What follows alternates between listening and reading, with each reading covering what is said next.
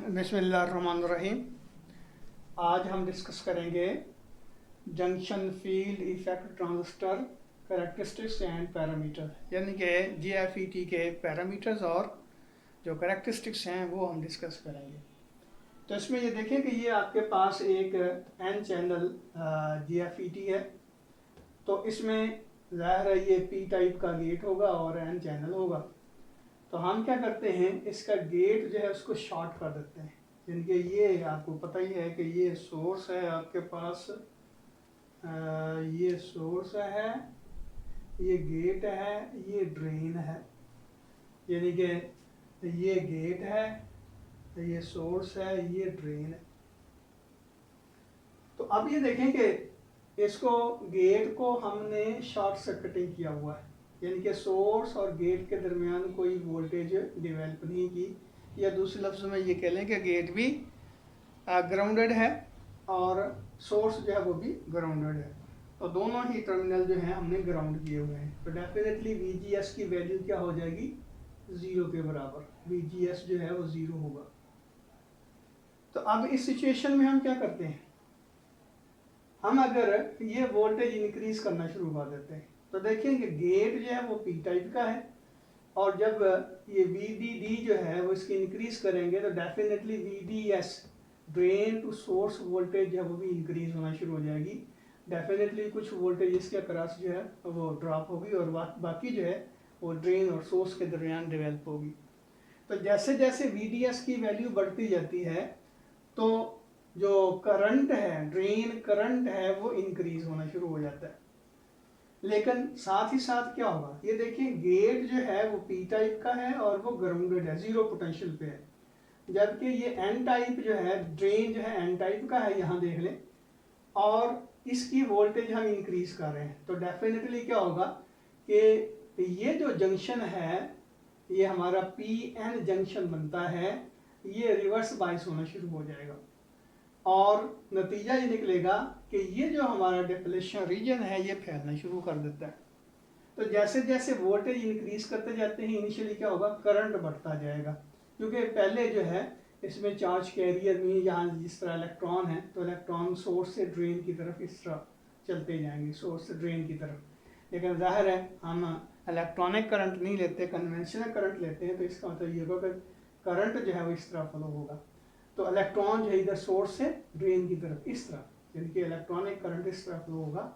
लेकिन जैसे जैसे हम इसकी वोल्टेज इंक्रीज करते जाते हैं, VDS बढ़ता जाता है, ये रिवर्स बाइसिंग जो है गेट और ड्रेन के दरमियान इंक्रीज होना शुरू हो जाती है। रिजल्ट ये निकलता है कि ये डिप्लीशन रीजन जो है वो फैलना शुरू कर देता है।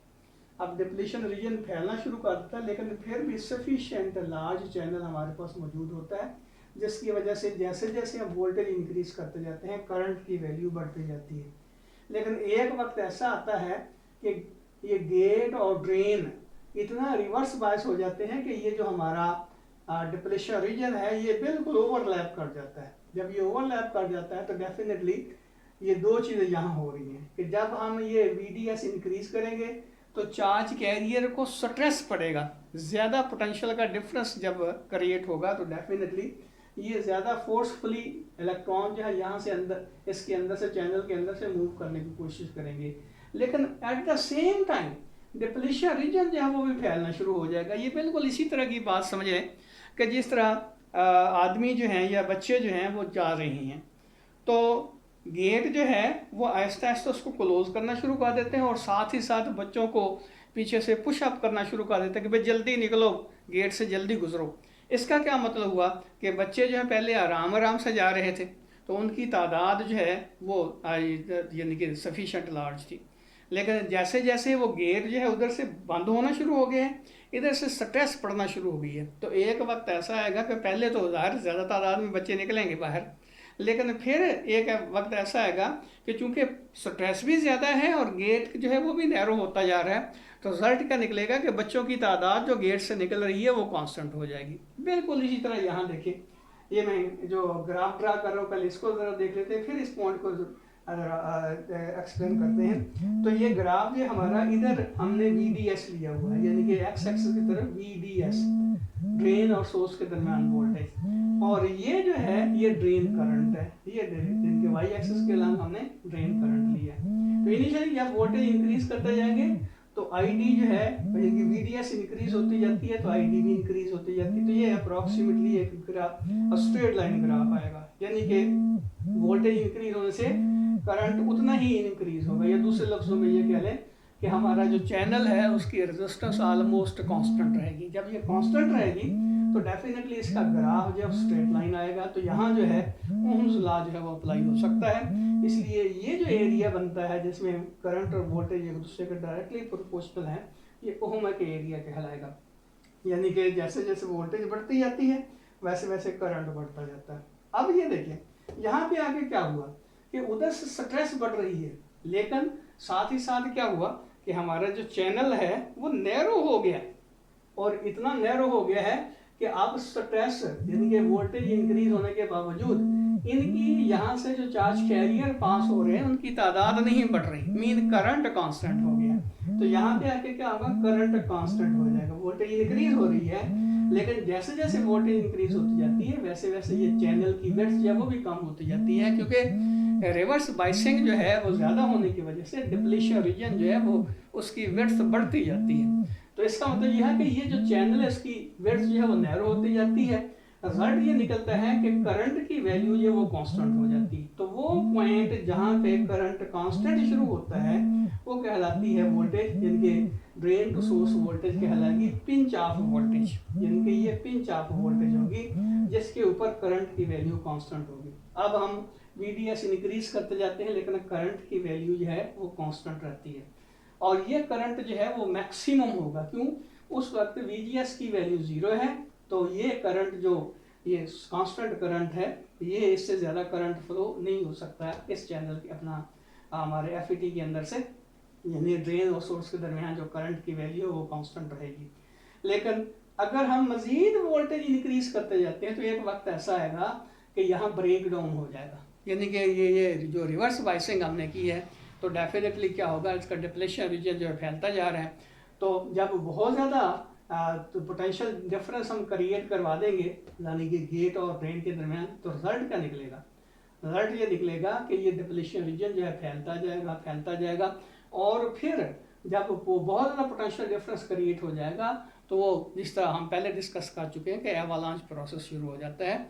मीन इलेक्ट्रॉन जो होते हैं वो डिप्लेशन रीजन के अंदर इतनी एनर्जी है, यानी कि उनको कोई भी मिनॉरिटी चार्ज कैरियर जो है इलेक्ट्रॉन जो है पीछे से आता है तो वो हिट करता है डिप्लेशन रीजन के इलेक्ट्रॉन्स को, जिसकी वजह से वो उनकी चूँकि इतनी ज़्यादा एनर्जी होती है पोटेंशियल के डिफरेंस ज़्यादा होने की वजह से कि वो बॉन्ड तोड़ना शुरू कर देते हैं ये डिप्लेशन रीजन के। रिजल्ट क्या निकलता है कि यहाँ बहुत ज़्यादा मकदार में चार्ज कैरियर जो है जनरेट होते हैं, जिसकी वजह से हमारा जो बहुत ज़्यादा करंट जो फ्लो होना शुरू हो जाता है, लेकिन ये हमारा FET जो है उस वक्त डैमेज हो चुका होता है, यानी कि ये परमानेंटली इसमें ये इसके जो ये डिप्लेशन रीजन है ये ख़त्म हो जाते हैं, और इसमें इतना करंट फ्लो होता है कि ये हमारा FET जो है वो डैमेज हो जाता है, यानी कि इसको रिवर्स आप सही नहीं कर सकते। इसलिए हम ये जो हमारा ये FET होता है उसको ज़्यादा से ज़्यादा यहाँ तक, यानी कि ब्रेक डाउन वोल्टेज से पहले तक जो है हम उसकी वोल्टेज रखते हैं,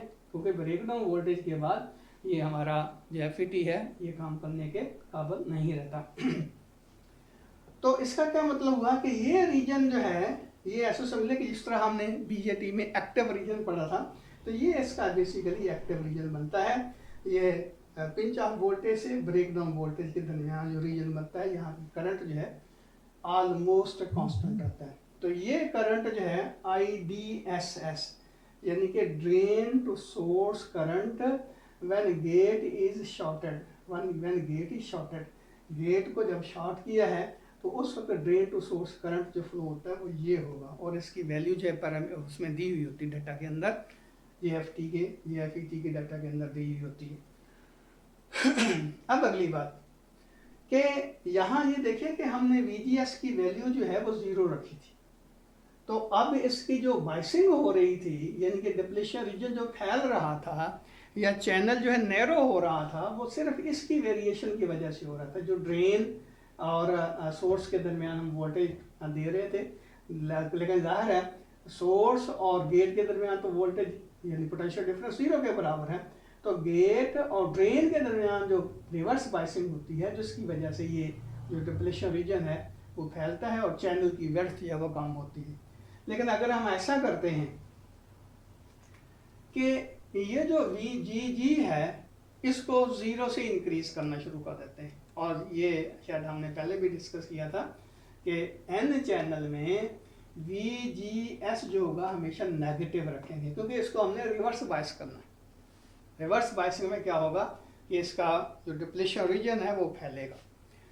तो अब हम क्या करते हैं, VGS की वैल्यू जो है पहले हमने 0 रखी, यानी कि VGS ये देखिए ये वेरिएबल है, तो VGS की वैल्यू 0 के बराबर पुट की, तो जाहिर है यही हमारे पास आएगा ग्राफ आएगा, ये ग्राफ आएगा जब VGS की वैल्यू 0 होगी। अब हम क्या करते हैं, ये VGS की वैल्यू जो है वो ग्रेजुअली इंक्रीज करना शुरू कर देते हैं, और इंक्रीज का मतलब ये जाहिर है नेगेटिव होगा। तो पहले यानी कि पहले तो हमने VGS की वैल्यू 0 पुट की थी, इसको 0 रखा था, फिर हमने क्या किया VGS की वैल्यू जो है ये है VGS, तो VGS की वैल्यू जो है उसको हमने -1 वोल्ट पे रख दी। जब -1 वोल्ट पे रखेंगे तो क्या होगा, ये देखिए पहले इसकी जो रिवर्स बाइसिंग थी ये सिर्फ ड्रेन वोल्टेज की वजह से थी, अब ड्रेन और गेट दोनों वोल्टेज की वजह से यहाँ क्या होगा, रिवर्स बाइसिंग होगी। रिजल्ट क्या निकलेगा कि रिवर्स बाइसिंग जो है पहले से ज़्यादा होगी, यानी कि डिप्लेशन रीजन जो है वो ज़्यादा फैलेगा। तो डिप्लेशन रीजन जब ज़्यादा फैलेगा तो फिर जब हम 0 से ये वोल्टेज VGS 0 से इंक्रीज करना शुरू करेंगे, 0 से इंक्रीज करना शुरू करेंगे तो क्या होगा, ये पहले से कम वोल्टेज पे ये IDSS आ जाएगा, यानी कि ये देखें ये सिचुएशन उस वक्त होगी पिंच ऑफ वोल्टेज की, ये पिंच ऑफ वोल्टेज आएगी पहले से, यानी कि पहले तो ये देखें यहाँ पे पिंच ऑफ वोल्टेज आ रही थी, अब पिंच ऑफ वोल्टेज पहले आ गई है। वजह उसकी आपके सामने है कि अब गेट जो है वो 0 पोटेंशियल पे नहीं है बल्कि -1 वोल्ट पे है, यानी कि पी टाइप को -1 वोल्ट पे रखा, तो डेफिनेटली क्या होगा, ये डिप्लेशन रीजन जो है वो जनरेट हो जाएगा। और फिर इसको 0 से यानी कि VDS को 0 से जब इंक्रीज करना शुरू कर देंगे तो ये डिप्लेशन रीजन जो है फैलना शुरू हो जाएगा, चैनल नैरो होना शुरू हो जाएगा। तो पहले से यानी कि पहले केस में जब VGS की वैल्यू 0 वोल्ट रखी थी उससे अब पहले ही ये पिंच ऑफ वोल्टेज का आ जाएगा, जिसकी वजह से इसका ID जो है mean drain to source current जो है वो कांस्टेंट हो जाता है। इसका क्या मतलब हुआ कि जैसे जैसे हम VGS की वैल्यू इंक्रीज करते जाते हैं तो ID की वैल्यू डिक्रीज होती जाती है। अब ग्रेजुअल पहले ये देखिए इसको -1 पे रखा तो इसका ग्राफ जो है कुछ यूँ आएगा, यहाँ पे इसका करंट कांस्टेंट हो जाएगा। फिर इसको VGS को हमने -2 पे रखा तो पहले से भी यानी कि -1 वोल्ट से भी पहले यहाँ पे इसका पिंच ऑफ वोल्टेज आ जाएगी और ये सिलसिला चलता जाएगा। अब एक ऐसा VGS होगा कि जिसके ऊपर करंट फ्लो नहीं होगा, यानी कि हम VGS की वैल्यू जो है यहाँ पे VGS की वैल्यू जब इतना कर देंगे कि पहले ही ये जो हमारा डिप्लेशन रीजन है वो बहुत ज़्यादा फैल जाएगा और चैनल के अंदर से चैनल जो है वो 0 हो जाएगा, यानी चैनल के अंदर से करंट फ्लो ही नहीं हो सकेगा, या दूसरे लफ्ज़ों में ये कहें कि ID की वैल्यू जो है वो 0 के बराबर हो जाएगी। तो डेफिनेटली वो वोल्टेज जो होगी VGS उसको हम नाम देंगे VGS ऑफ का। VGS ऑफ का क्या मतलब हुआ कि वो voltage drain to source gate to source वो वोल्टेज जिस पे ड्रेन करंट जो है 0 के बराबर हो जाता है उसको हम नाम देते हैं VGS ऑफ का। देखिए दोनों पिंच ऑफ वोल्टेज क्या होती है और क्या कहते हैं कि कट ऑफ वोल्टेज, इसको हम कहेंगे कट ऑफ वोल्टेज। तो कट ऑफ वोल्टेज क्या होगी,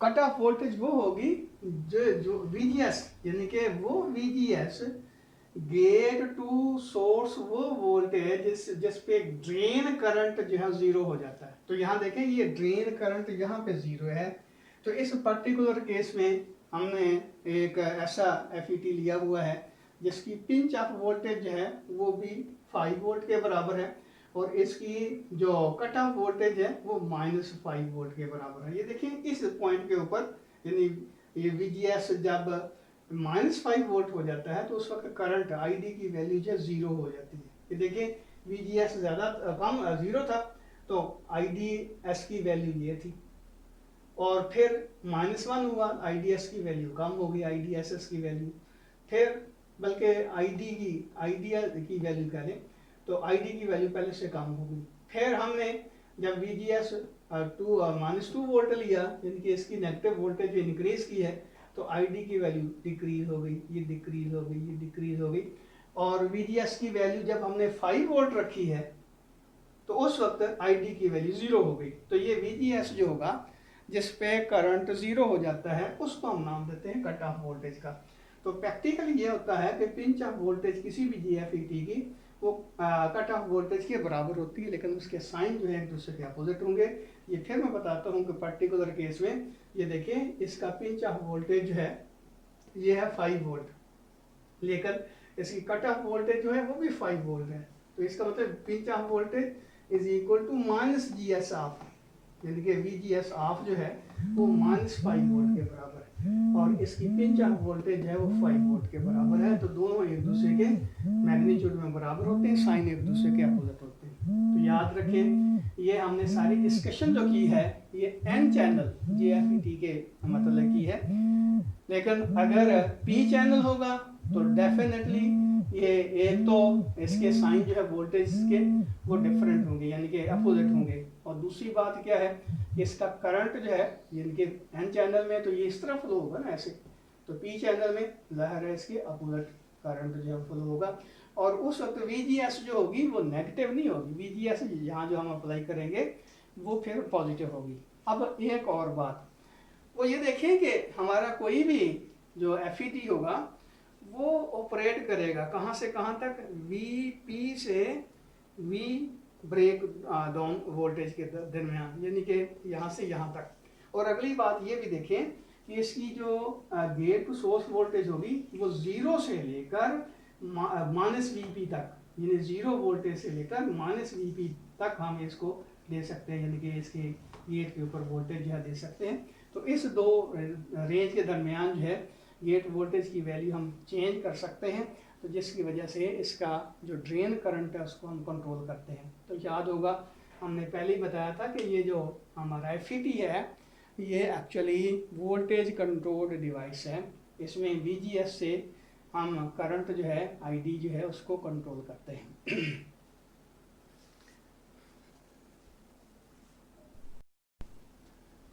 अब हम देखना चाहते हैं इसके ट्रांसफर कैरेक्टरिस्टिक्स। तो इस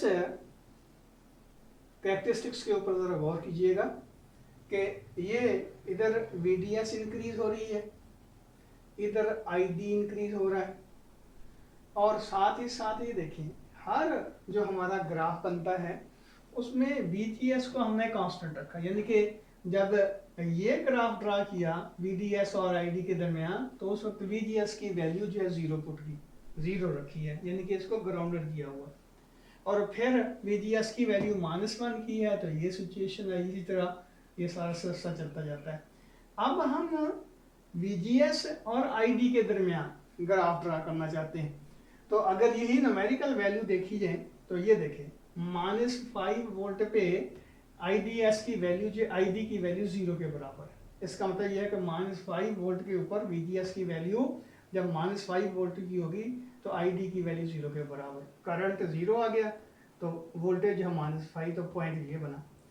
फिर जब VGS की वैल्यू -4 है तो ID की वैल्यू ये आई, तो -4 पे ID की वैल्यू ये, इधर ID की वैल्यू ले लें, इधर -4 ले लें, तो ये यहाँ पे पॉइंट आया आपके पास। इसी तरह जब VGS की वैल्यू -3 है तो ID की वैल्यू आपके पास ये आ गई, तो ID की वैल्यू जो है यहाँ पे ये ID की वैल्यू शो कर रहा है और ये भी VGS की वैल्यू शो कर रहा है, तो ये पॉइंट आ गया। इसी तरह ये पॉइंट आ गया, ये पॉइंट आ गया, और जब VGS की वैल्यू 0 के बराबर होगी तो ID की वैल्यू IDSS के इक्वल होगी। तो अब इन पॉइंट्स को आपस में मिलाएं तो ये इस तरह का ग्राफ बनता है। तो इसका मतलब यह है कि VGS इधर इंक्रीज हो रही है, ये देखें -5 से बड़ा है, -4 से बड़ा है, -3, -2, -1, 0, तो इधर VGS इंक्रीज हो रही है, उधर ID इंक्रीज हो रहा है। तो इनके दरमियान ये जो ग्राफ आएगा ये बेसिकली GFET ट्रांसफर कैरेक्टरिस्टिक्स होगा। अब यहाँ देखिए मेनली कि आई डी की वैल्यू जब 0 के बराबर है, आई डी की वैल्यू यहाँ पे 0 होगी ना, ये इस तरह इंक्रीज हो रहा है। आई डी की वैल्यू 0 है तो वी जी एस की value actually we G S of के बराबर है। और इसी तरह जब हमारा जो है वी जी एस की वैल्यू 0 के बराबर होगी तो आई डी की वैल्यू आई डी एस एस के बराबर होगी, यानी कि आई डी की वैल्यू आई डी एस एस के बराबर होगी जब वी जी एस जो है वो 0 के बराबर होगा। अब ये जो ग्राफ आता है जनरली इसको हम यूँ शो कर सकते हैं, ये यानी कि ये पॉइंट वो है जहाँ पे आई डी की वैल्यू तो मैक्सिमम है, आई डी एस एस के बराबर है, लेकिन यहाँ पे वी जी एस की वैल्यू 0 है और यहाँ पे वी जी एस जो है वी जी एस ऑफ के बराबर होगा, आई डी की वैल्यू 0 होगी। तो ये ग्राफ आता है। ऐसे ग्राफ के ऊपर ज़रा गौर कीजिएगा तो ये बनता है पैराबोला का ग्राफ। तो पैराबोला तो क्वेश्चन जो होती है मैथमेटिकली उसको यूँ शो किया जा सकता है। ये देखिए ये y कंपोनेंट है, ये x कंपोनेंट है, यानी कि x एक्सेस है, ये y एक्सेस है। तो I D is equal to I D S S maximum value of I D और वी जी एस ऑफ ये मैक्सिमम वैल्यू है वी जी एस की। तो ये हमारा ग्राफ बनता है, सॉरी फार्मूला बनता है जो इस ग्राफ को शो कर रहा है। तो ये फार्मूला इस्तेमाल करके हम ये देखें आई डी एस एस की वैल्यू गिवन होती है, वी जी एस की वैल्यू गिवन होती है, तो ये वैल्यू पुट करके किसी भी वी जी एस पे आई डी की वैल्यू मालूम कर सकते हैं, या आई डी और आई डी एस एस को कंट्रोल किया जा सकता है कि किस पॉइंट के ऊपर आई डी की वैल्यू आई डी एस एस के हाफ होगी, यानी कि वो उस वक्त वी जी एस की वैल्यू क्या होगी। तो ये रिलेशन जो है इसमें दो पैरामीटर हैं, आई डी और वी जी एस एस। तो इसमें से कोई एक की वैल्यू का हमें पता हो तो दूसरा वैल्यू जो है हम इस इक्वेशन से निकाल सकते हैं।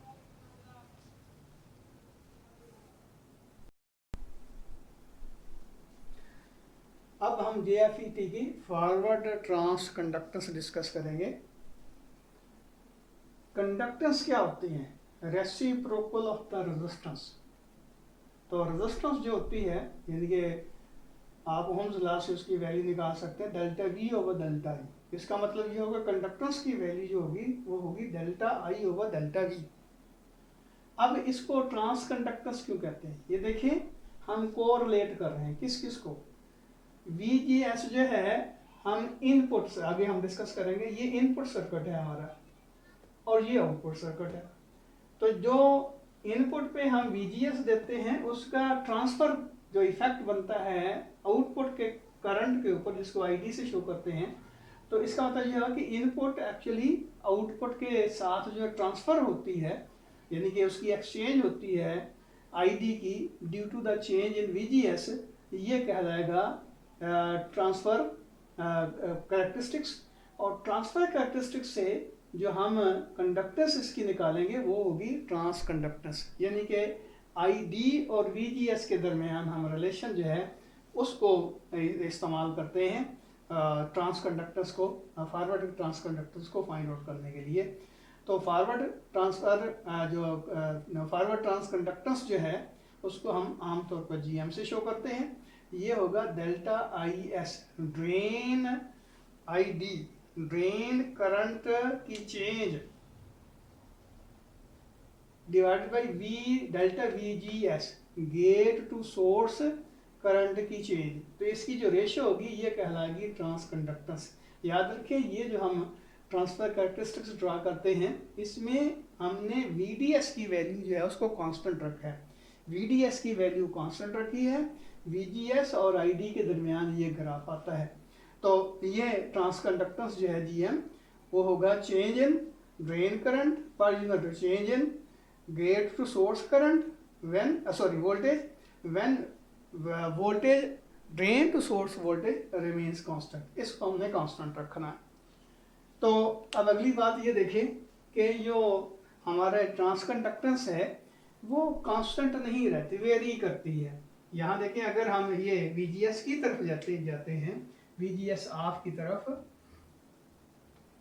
तो उस वक्त ये देखिए हम VGS जो है यहाँ पे उतना लेते हैं, इतना ही यहाँ पे लेते हैं। अब VGS की चेंज जो है इस सिचुएशन में भी और इस सिचुएशन में भी सेम है, लेकिन इसमें देखें ये करंट की चेंज आ रही है, ये करंट की चेंज है वो कम है, लेकिन यहाँ करंट की चेंज है वो ज़्यादा है। इसका मतलब ये हुआ कि अगर हम ट्रांस कंडक्टेंस निकालते हैं यानी कि IDSS के करीब जब VGS की वैल्यू जो है कम होती है तो उस वक्त डेल्टा ID की वैल्यू जो है, डेल्टा ID की वैल्यू ज़्यादा होगी, डेल्टा VGS की वैल्यू हमने सेम रखी, जितनी यहाँ पे रखी उतनी यहाँ पे रखी।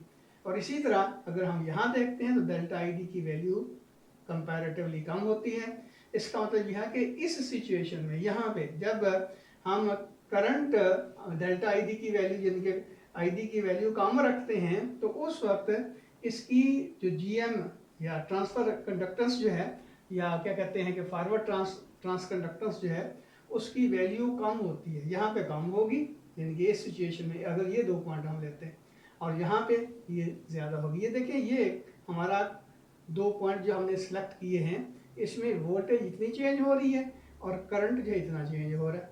इसी तरह यहाँ वोल्टेज ये चेंज हो रही है और करंट जो है ये चेंज हो रहा है। तो इसका मतलब ये हुआ कि यहाँ पे GM की वैल्यू जो है, यहाँ पे GM की वैल्यू ज़्यादा है, जहाँ पे GM की वैल्यू कंपैरेटिवली कम होती है। तो इसलिए हम कहते हैं कि इसकी वैल्यू ये थॉरली कांस्टेंट नहीं रहती। और इसके कंडक्टेंस के यूनिट क्या होते हैं? सीमन या मोहो, रेसिप्रोकल ऑफ द रेजिस्टेंस। तो मोहो या सीमन या ओम इनवर्स इसके यूनिट होते हैं। अच्छा भी, अल्लाह हाफिज़।